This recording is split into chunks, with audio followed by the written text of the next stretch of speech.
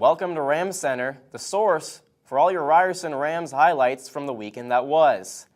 Joining me to my left is legendary broadcaster and bow tie aficionado, Ryan McKenna. I'm Dom Luszcyszyn. And thank you very much, Dom. And what a weekend it was in Ryerson Rams sports. 9 home games, just absolutely killing the sports information department here at Ryerson. But it was a lot of fun, a lot of close contests, a lot of nail-biters as well. We'll start our coverage from Coca-Cola Court with the 5-12 Rams women's basketball team taking on the 13-4, number 10 nationally ranked Carleton Ravens.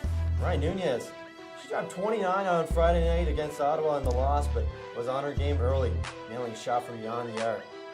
Not to be outdone, Carleton's Lindsay Shopple, nice spin move right there down low. She was good for Carleton all night long, team high 16.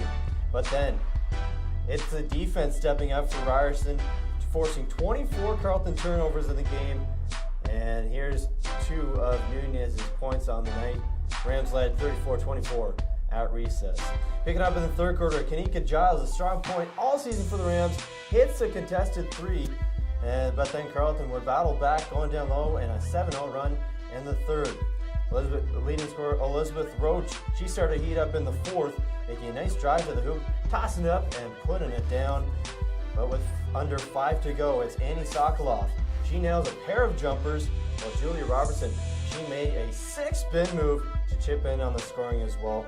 And that would be all the offense Ryerson needed as they held on for a 68-62 victory over the number 10 nationally ranked Carleton Ravens offense.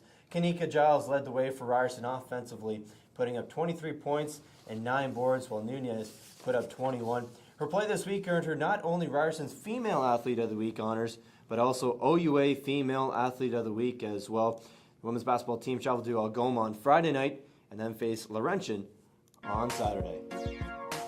Let's take it over to men's basketball now. The 5th-ranked Rams hosting the number 1 team right now, the Carleton Ravens, and it'd be a tough one. Early first quarter, best, let it rain. And no, still scoreless. Off to the second, Carleton rushes up and they hit the brick. Peter McNeely gets the rebound and brings it back up court. He nails the tough layup, and it's now 20-13. Ravens ball now. Phillip Scrubb dishes to Springer Williams, who goes for 3. Drain-o. That would cut the lead to 21-18. Scrubb had a game-high 7 assists. Rams storm back, and it's Peter McNeely again, putting the team on his back with another 2 points. He was a monster all game. Let's take to the fourth now. Rams up 57-54, and they've been leading all game. That would soon change, though. Scrubb gets the ball, and he hits the jumper from downtown, and the game's tied up. But this game would go back and forth, 59-57 for Carleton. Jones intercepts the pass, and he sends Best up the court all alone. He slams it down to tie the game. Back down we go, and Hins hits another 3 for Carleton. They retake the lead. Rams down by 2 now. They get the ball to who else but Peter McNeely. He's been money all game and makes no mistake. Next possession, a questionable call on Peter McNeely. He was not happy about that one. It's now 70-65 Ravens. Peter McNeely with another 3 for a game-high 26 points. He cuts the lead to 2. And just seconds remaining now, Rams regain possession. Peter McNeely drives up the middle and cuts through the screen, but he's denied by Tyson Hins right here. Rams lose the Ravens 71-68 and fall to 13-5 after 2 straight losses this weekend. Adika Peter McNeely was a force tonight, putting up 26 points. But the big story is the Rams' fourth quarter collapse as they were outscored 27-17. Their next game is against last place Algoma. Moving on to men's hockey now. Ryerson Rams have been struggling as of late. They've dropped 3 of their last 4 games after coming off a 5-game win streak. With the playoffs coming up, it's time to start getting some W's. 3 shorthanded goals against. Rams taking on the Brock Badgers, and we've got a full house for student night. Brock takes the early lead 7 minutes in off a Sammy Banga snipe. He sellies, and it's 1-0 Badgers. Just 35 seconds later, Badgers back up the ice. Purvis to McPherson, tic-tac, goal. His fourth makes it 2-0, and the Rams are in an early hole. Not the start they were looking for.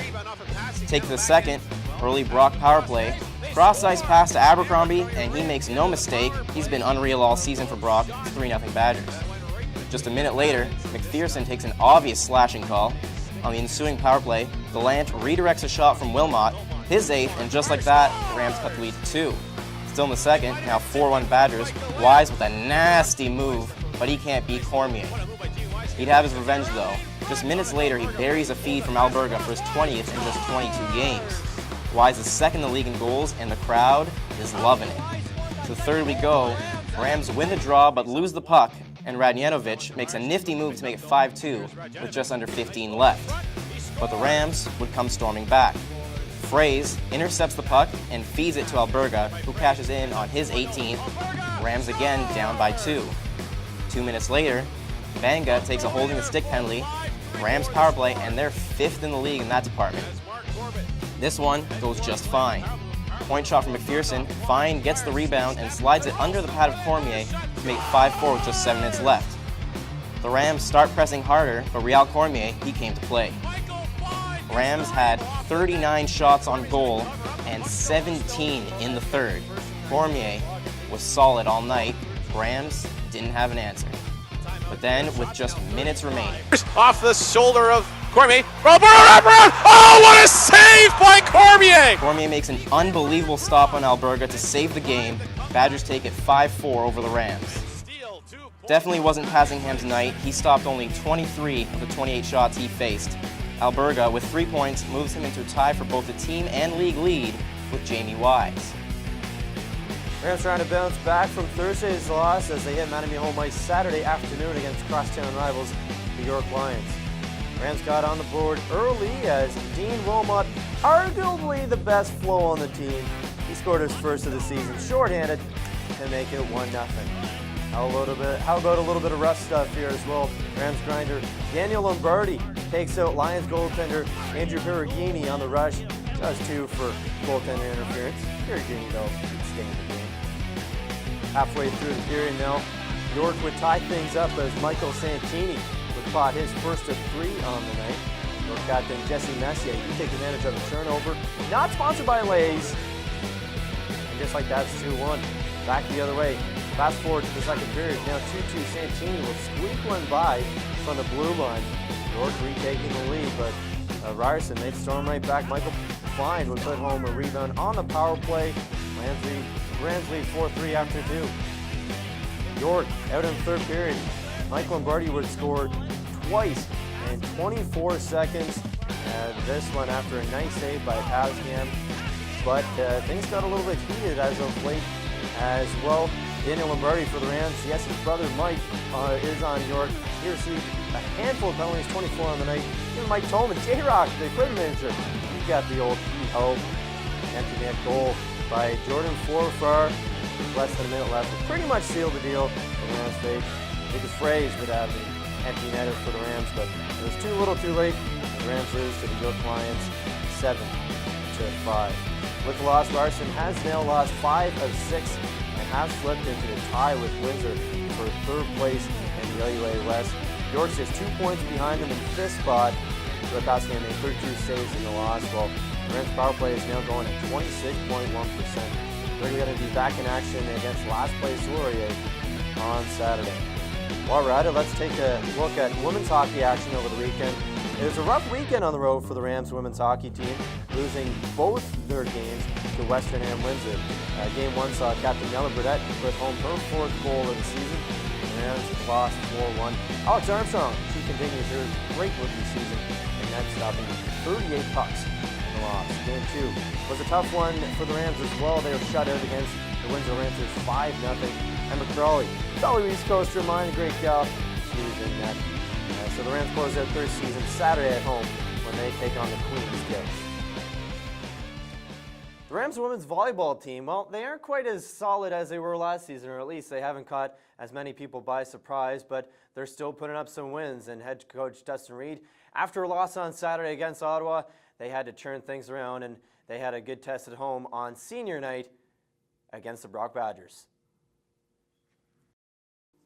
Senior Day at the MAC to go along with Think Pink Day. The Bureau Christina Ng honored, as well as Chelsea Jensen, the powerful hitter for the Rams. Great work and great careers, ladies. So Brock, they're 7th in Canada in digs with 1,124, and and they showed why on Sunday. Lauren Sterling, though, she puts Brock up 10-6 with a nice block of the net. The Badgers would lead at the technical timeout. Ryerson would storm back, though. Some beautiful plays by the libero Carolina O'Leary to keep the play alive. But it would be all for none. An approach a couple plays later that goes out of bounds will give Ryerson a 25-18 first set win. Brock would come out strong in the second set again. Tough play here for Ing. At one point, it was a 12-4 lead for the Badgers. Much like the first set, Ryerson would battle back, scoring 7 straight points to lead 24-19. On set point, it was the rookie, Christine Yan. A huge smash here. Rams take the second set, 25-23, and go up 2 sets to love. Brock was resilient in this one, though. They took a big lead to start off the third set. Nice hit gets through 2 Ryerson blockers, and Brock holds a 10-4 lead early in the third set. 6 straight points, though, for Ryerson would tie things up at 10. Much thanks to Chelsea Briscoe, who started to heat up in the third set, and it was all Rams after that, cruising to a 25-22 set victory, capped off by this.